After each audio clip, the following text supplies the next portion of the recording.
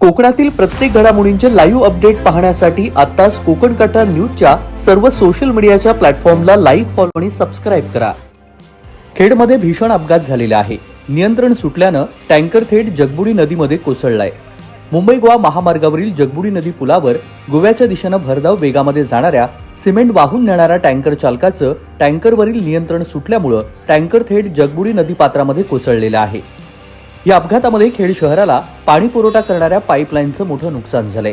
यामुळे खेड शहराला पाणी पुरवठा करणारी मुख्य पाईपलाईन फुटली असून पाणी पुरवठा आज बंद राहणार आहे. सुदैवाने ह्या अपघातामध्ये चालक मात्र थोडक्यात बचावलेलं असून कोणतीही जीवितहानी झालेली नाही. हा अपघात बुधवारी पहाटे 5 वाजण्याच्या सुमारास घडला.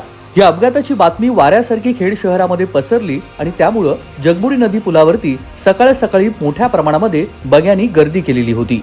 कोकण काटा न्यूज, खेड, रत्नागिरी.